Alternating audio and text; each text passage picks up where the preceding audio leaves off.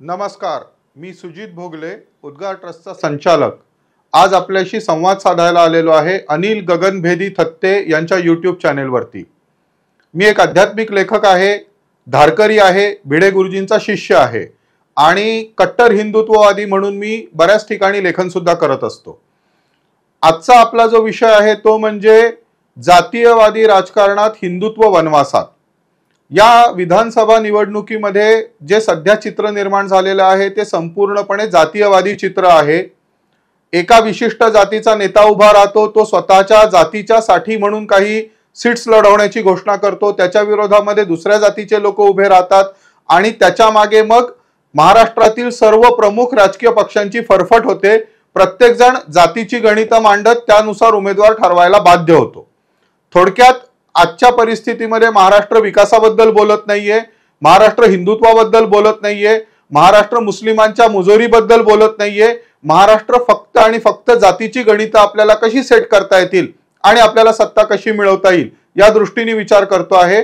आणि माझ्या मते समस्त हिंदुत्ववाद्यांसाठी ही अत्यंत चिंताजनक गोष्ट आहे. हा मुद्दा आपण थोडासा स्पष्ट करून बघूया. महाराष्ट्रामध्ये हिंदुत्वाचा चेहरा म्हणजे स्वर्गवासी बाळासाहेब ठाकरे. बाळासाहेब ठाकरेंना हिंदू हृदय सम्राट म्हणलं जायचं आणि बाळासाहेबांच्या नंतर महाराष्ट्र हिंदुत्व या मुद्द्यावरती पोरका झालेला आहे. महाराष्ट्राला राजकीय हिंदुत्व नेतृत्व मिळालेलं नाही, हे अत्यंत कटू सत्य आहे. आपल्याकडे महाराष्ट्रामध्ये आपण भाजपला सॉफ्ट हिंदुत्ववादी राजकीय पक्ष म्हणू शकतो. शिवसेना ही कट्टर हिंदुत्ववादी आणि बहुजनांची पार्टी अशी समजली जात होती आणि त्यांच्या जोडीला अजितदादा पवार आहेत, ज्यांचं सेक्युलरिझम किंवा सॉफ्ट मुस्लिम प्रेम या पद्धतीने आपण त्या राजकीय पक्षाची व्याख्या करू शकतो. हे तिघ जण एकत्र येऊन निवडणूक लढवत आहेत आणि त्यांच्या समोर आहे महाआघाडी. महाआघाडीमध्ये एक पक्ष परम मुस्लिम तुष्टीकरण करणारा आहे काँग्रेस. शरद पवारांचा पक्ष आहे जे सेक्युलरिझमची भाषा करतात, परंतु जे जातीयवादी राजकारणाचे महाराष्ट्रातील प्रणेते किंवा उद्गाते आहेत असं आपण म्हणू शकतो. आणि वाट भरकटलेले उद्धव ठाकरे आहेत, जे अजूनही हिंदुत्व, सेक्युलरिझम का मुस्लिम तुष्टीकरण या संभ्रमातून बाहेर पडलेले नाहीत. थोडक्यात महाराष्ट्रामध्ये जे मुख्य दोन आघाड्या आपल्याला समोरासमोर लढताना दिसत आहेत त्यापैकी एकाकडे सॉफ्ट हिंदुत्वाचा चेहरा आहे आणि दुसऱ्या राजकीय पक्षाकडे सेक्युलरिझमचा चेहरा आहे. महाराष्ट्रातील मतदारांना यापैकी एकाला निवडायचं आहे. पण हे निवडण्यापूर्वी आपल्याला काही पार्श्वभूमी समजून घेतली पाहिजे. महाराष्ट्र हा आपण कायमच शाहू फुले आंबेडकरांचा महाराष्ट्र असं म्हणतो, पण शाहू फुले आंबेडकरांचा महाराष्ट्र हे नाव घेत गेली 50-60 वर्ष आपल्याकडे शिस्तबद्धरित्या जातीयवाद वाढवला गेलाय, ब्राह्मण द्वेष वाढवला गेलेला आहे, सवर्ण विरुद्ध बहुजन हा द्वेष वाढवला गेलेला आहे आणि या सगळ्या गोष्टींना खतपाणी घालणारे राजकारणी आपण गेल्या 50-60 वर्षात बघितले आहेत. या सगळ्या राजकारणाला छेद देऊन हिंदुत्व हा मुद्दा घेऊन आणि बहुजनांना आपल्या बरोबर घेऊन निवडणूक लढवण्याचं धाडस बाळासाहेब ठाकरेंनी दाखवलं आणि त्यांनी सत्ता सुद्धा मिळवून दाखवली. परंतु बाळासाहेब ठाकरेंच्या नंतर परत एकदा महाराष्ट्रामध्ये जातीयवाद बोकाळला आहे आणि यावेळची निवडणूक ही पूर्णपणे जातीयवादावरती लढवली जाणार आहे. त्यामुळे महाराष्ट्रात सध्या तरी जातीयवादाच्या राजकारणामध्ये हिंदुत्व वनवासात गेलेलं आहे असेच आपल्याला खेदानी म्हणावं लागेल. सध्या महाराष्ट्राच्या समोरचे बर्निंग टॉपिक्स किंवा ज्वलंत प्रश्न कोणते आहेत तर पालघरला जे साधू हत्याकांड झालं त्याच्यातले आरोपी अजूनपर्यंत जुन्या सरकारलाही सापडले नव्हते, नवीन सरकारलाही सापडलेले नाहीयेत. लव जिहादची प्रकरणं होत आहेत, धर्मांतराची प्रकरणं होत आहेत किंवा बांगलादेशी रोहिंग्यांना वसवून डेमोग्राफी बदलण्याचे प्रकार होत आहेत, परंतु यापैकी कशावरही कारवाई केली जात नाहीये. छत्रपती शिवाजी महाराजांचे गड एका पाठोपाठ एक काबीज केले जात आहेत, त्याच्यावरती दर्गा, कबर, मजारी बनवल्या जात आहेत, त्याच्यावरती सुद्धा सरकारकडे कठोर अशी उपाययोजना आपल्याला होताना दिसत नाहीये. थोडक्यात हिंदूंसाठी बऱ्यापैकी निराशाजनक असा हा कालखंड आहे. आपल्याकडे देवेंद्र फडणवीस यांनी विधानसभेच्या पटलावर घोषणा केली होती की आम्ही धर्मांतर बंदी कायदा करू, आम्ही लव जिहाद प्रतिबंधक कायदा करू. भाजपा शासित अन्य राज्यांनी केलेल्या कायद्यांचा अभ्यास करून त्यापेक्षा अधिक प्रभावी कायदे आम्ही करू. परंतु अजितदादा पवार त्यांच्याकडे आल्यानंतर भाजपा ही सॉफ्ट हिंदुत्ववादी झाली. अजित पवार त्यांचा सेक्युलरिझम घेऊन आले आणि त्यामुळे त्यांना दुखवायचं नाही म्हणून यापैकी कुठलाही कायदा सरकारने केला नाही. मला अशी खात्री आहे की या विधानसभा निवडणुकीत यापैकी एकही मुद्दा कुठल्याही पक्षाचा जाहीरनाम्याचा भाग नसणार आहे, परंतु हिंदूंना डोकं शांत ठेवून जातीयवादाला कुठेतरी बाजूला सारून सॉफ्ट हिंदुत्वाला मतदान करणं अत्यंत आवश्यक आहे। नवीन येणाऱ्या सरकारवरती आपण हिंदू हिताचे कायदे करण्यासाठी दडपण निर्माण करू शकतो आणि त्या माध्यमातून आपण आपल्या मागण्या मान्य करून घेऊ शकतो। प्रत्येक हिंदूसाठी सगळ्यात महत्त्वाचे 3 मुद्दे हेच आहेत की डेमोग्राफी चेंज जी केली जाते आहे त्याविरुद्ध सरकारने कठोर कायदे करावे, लव जिहाद सारख्या ज्या केसेस होत आहेत त्याच्या विरुद्ध सरकारने कठोर कायदे करावे, आणि तिसरा आणि सगळ्यात महत्त्वाचा मुद्दा जे धर्मांतर घडवलेलं जात आहे त्याच्या विरुद्ध सरकारने कठोर कारवाई करावी। परंतु या सगळ्या गोष्टी घडण्यासाठी तसे कायदे हवे, तसे कायदे येण्यासाठी तसे राजकारणी हवे, आणि तसे राजकारणी सध्या तरी महाराष्ट्रामध्ये आपल्याला दिसत नाहीत। त्यामुळे कट्टर नाही पण कमीत कमी सॉफ्ट हिंदुत्वाला तरी आपल्याला मतदान करता यावं, जेणेकरून भविष्यात हे कायदे होण्याचा मार्ग सुकर होऊ शकेल असं मला वाटतं। या संदर्भात अजून आपल्याला काही मुद्द्यांवरती प्रकाश टाकणं आवश्यक आहे। पहिला मुद्दा म्हणजे रस्त्यावर किंवा बगीच्यामध्ये केली जाणारी नमाज। या गोष्टींना बंद करण्यामध्ये सध्याच्या युती सरकारला अपयश आलेलं आहे, परंतु या संदर्भात कठोर कायदे करणं आणि त्यांची अंमलबजावणी करणं या गोष्टी जर सुरू झाल्या तर त्या माध्यमातून आपल्याला रस्त्यावरची नमाज बंद करता येईल। त्याचप्रमाणे सुप्रीम कोर्टाचा आदेश असूनही आतापर्यंत महाराष्ट्रातील तरी कोणत्याही सरकारची ही हिम्मत झालेली नाहीये की त्यांनी मशिदीवरचे भोंगे उतरवतील।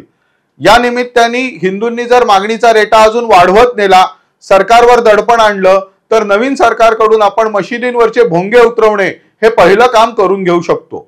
सगळ्यात महत्त्वाचा वादग्रस्त विषय म्हणजे वक्फ बोर्ड। वक्फ बोर्डातील काही कायदे बदलण्याच्या संदर्भात मोदी सरकार प्रयत्न करत आहे, परंतु वक्फ बोर्डाच्या संदर्भातले बरेच मुद्दे सर्वसामान्य हिंदूंना माहितीच नाहीयेत, ते या माध्यमातून सांगण्याचा मी प्रयास करणार आहे। सगळ्यात पहिला मुद्दा, कुठल्याही मुस्लिम राष्ट्रामध्ये वक्फ बोर्ड नाही। दुसरा मुद्दा, जगातील कुठल्याही गैर मुस्लिम राष्ट्रामध्ये वक्फ बोर्ड नाही। संपूर्ण जगात वक्फ बोर्ड हे फक्त आणि फक्त भारतामध्ये आहे, आणि हे भारतामध्ये काँग्रेसच्या कृपेने आहे। वक्फ बोर्ड हे मूळ संविधानाचा भाग नव्हतं। 26 जानेवारी 1950 ला डॉक्टर बाबासाहेब आंबेडकरांनी जे संविधान सादर केलं होतं त्या संविधानामध्ये वक्फ बोर्ड नव्हतं। काँग्रेसनी वक्फ बोर्डाचा कायदा 1953 साली आणलेला आहे। ख्वाजा मोइनुद्दीन चिश्ती कायदा 1954 साली आणलेला आहे। हे दोन्ही नंतर आणलेले कायदे आहेत, त्यामुळे हे रद्दबादल केले जाऊ शकतात। वक्फ बोर्डाच्या संदर्भात काँग्रेसनी त्यांना दिलेले अधिकार हे हिंदूंना दुय्यम नागरिकत्व देणारे अधिकार होते। कसं, मी उदाहरण सांगतो। समजा तुमच्या मालकीची जमीन आहे आणि त्या मालकीच्या जमिनीवरती वक्फ बोर्डाने उद्या दावा सांगितला, तर त्याविरुद्ध तुम्ही पोलिसात कंप्लेंट देऊ शकत नाही, तुम्ही त्याविरुद्ध दिवाणी न्यायालयामध्ये दावा दाखल करू शकत नाही। तुम्हाला वक्फ बोर्डाकडेच जावं लागतं आणि त्यांच्याकडे जाऊनच तुम्हाला हे सिद्ध करावं लागतं की ही जमीन माझ्या मालकीची आहे। जर वक्फ बोर्ड आधीच त्या जमिनीवर दावा सांगत आहे, याचा अर्थ त्यांना त्या जमिनीचा लोभ सुटलेला आहे, त्यांना ती जमीन सोडायची नाही। अशा परिस्थितीमध्ये तुम्ही जरी त्यांच्याकडे दाद मागितली तरी ती जमीन तुम्हाला परत मिळणार नाही, हे 100% सत्य आहे। काँग्रेसच्या कृपेने 1953 पासून 2024 आजपर्यंत वक्फ बोर्डाच्या ताब्यामध्ये गेलेल्या मिल्कियतची जर आपण यादी केली तर पाकिस्तानचं क्षेत्रफळ जेवढं आहे, जवळजवळ तेवढं क्षेत्रफळ किंवा तेवढी जमीन काँग्रेस पक्षाच्या कृपेने कायदेशीर दृष्ट्या वक्फ बोर्डाच्या घशामध्ये गेलेली आहे। आणि ही जमीन जर आपल्याला परत आपल्या ताब्यात मिळवायची असेल तर महाराष्ट्रामध्ये कमीत कमी सॉफ्ट हिंदुत्ववादी सरकार असणं आवश्यक आहे, जे भविष्यामध्ये मोदी सरकारला अशा पद्धतीचा एखादा कायदा करायचा असेल तर त्या समर्थनार्थ मतदान करू शकेल। मुस्लिमांचं तुष्टीकरण करणारे किंवा सेक्युलर किंवा पुरोगामी लोक जर महाराष्ट्रामध्ये सत्तेत आले तर ते अशा कायद्याला विरोध करतील। काही कायदे जर 2/3 बहुमताने पारित करून घ्यायचे असतील तर त्याला लोकसभेच्या जोडीला राज्याच्या विधानसभांची सुद्धा मदत लागते। वक्फ बोर्ड कायदा रद्दबादल करायला कदाचित या गोष्टीची गरज पडू शकते। त्यामुळे महाराष्ट्रातील मतदारांनी मतदान करताना मला वक्फ बोर्ड रद्द झालेलं हवं आहे यासाठी सुद्धा मतदान करणं अत्यंत आवश्यक आहे। अजून एक महत्त्वाचा मुद्दा मला मांडायचा आहे की बऱ्याच ठिकाणी असं होतं की खेड्यामध्ये काही मंदिरांच्या तिथली हिंदूंची वहिवाट थांबलेली असते। ही वहिवाट थांबलेली बघून त्या ठिकाणी दर्गा बनवला जातो आणि काही काळानंतर त्या दर्ग्याचं मशिदीमध्ये रूपांतर केलं जातं।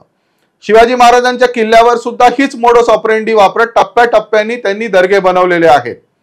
बहुसंख्य हिंदूंना ही गोष्ट माहिती नाहीये की इस्लाममध्ये किंवा कुराणमध्ये कुठल्याही पद्धतीचा दर्गा, मजार किंवा कबर ही शिर्क आहे. शिर्क म्हणजे ज्याप्रमाणे हिंदू गोहत्या, ब्रह्महत्या हे सगळ्यात मोठं पातक समजतात, त्याप्रमाणे शिर्क हे सगळ्यात मोठं पातक मानलं जातं. कुठल्याही दर्गा, कुठल्याही कबर किंवा कुठल्याही मजारी समोर एखादा मुसलमान जर नतमस्तक होत असेल तर तो शिर्क करतोय, म्हणजे भविष्यामध्ये तो अल्लाच्या समोर गेल्यानंतर त्याला नरकात धाडलं जाणार आहे. कारण कुराणमध्ये स्पष्टपणे सांगितलंय की तुम्ही अल्ला शिवाय कुणासमोरही नतमस्तक व्हायचं नाही. असं असताना सुद्धा आपल्या देशामध्ये दर्गा, कबर आणि मजारींची संख्या दिवसेंदिवस वाढत चालली आहे. याचं एकमेव कारण म्हणजे हा लँड जिहाद आहे. हिंदूंच्या जमिनी ताब्यामध्ये घेणे, ताब्यामध्ये घेतल्यानंतर त्या ठिकाणी आपली वहिवाट कायम करणे, त्या वहिवाटीला कायद्याचं स्वरूप देण्यासाठी वक्फ बोर्डाच्या माध्यमातून ती जमीन गिळंकृत करणे आणि त्यानंतर त्या जमिनीचा उपभोग घेणे. हे थांबवायचं असेल तर वक्फ बोर्ड रद्द झालं पाहिजे, मुस्लिम पर्सनल लॉ रद्द झाला पाहिजे आणि हे रद्द होण्यासाठी केंद्र आणि राज्यामध्ये सुद्धा आपल्याला कट्टर हिंदुत्ववादी सरकार असणं आवश्यक आहे. कट्टर नसेल तर कमीत कमी सॉफ्ट हिंदुत्ववादी सरकार तरी अस्तित्वात असणं अत्यंत आवश्यक आहे. धन्यवाद.